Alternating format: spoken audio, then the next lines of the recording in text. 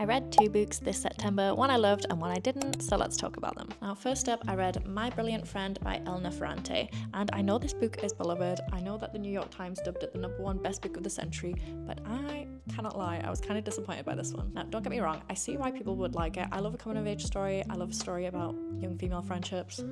That's my cat. It was just a slower book than I usually enjoy, and that is because it's the start of a quartet of books. It's part of a series. I'm not a huge series reader to begin with. I like a story to conclude when the book does, otherwise I kind of just don't get the sense of accomplishment that I like to get from finishing a book. So this honestly just wasn't designed for me. If you like more of a slow burn, it's definitely going to be more your thing. I don't know whether to continue the series or not. I loved how the story was set up. I loved the plotline that was introduced at the very beginning, but I have since learned that that plotline does not conclude until the end of the series, which is 3 books away. This one is just about the girl's childhood and adolescence, which it does say at the beginning of the book, but I didn't realize when I first picked it up. And that is probably on me just for not doing my due diligence, but this is just like so renownedly loved that I just assumed I was gonna love it, and I didn't. But this one I did love, and this one is Martyr, and this one did feel like it was pretty much designed for me. I personally love tragically sad stories. I love stories that teach me about far-flung places I've never been to and will probably never go to. I love learning little tidbits from history that I wasn't already aware of. This had all of that and more. It was all about family secrets. It had an element of mystery to it. I was obsessed, and it was one of those books that I just knew I was going to be obsessed with, like, pretty much from the first chapter, and that hasn't happened that much for me this year. So I will say, as I was reading it, it wasn't exactly along the same lines, but it did have a lot of similar themes to A Little Life, which is like one of my favorite books of all time. I know it's controversial, but I'm just putting it out there. Like difficult childhood stories, kind of secrets from the past that you slowly learn, queer storylines, love stories that you're kind of hoping will happen, but you're not sure if they will. Obsessed. And I give this one 5 stars. I give the other one 2. If you read any books in September that you think I should pick up or avoid, please do let me know. And I'm gonna go record my October TBR now, so if that's something you're interested in, please do go check that out too. Okay.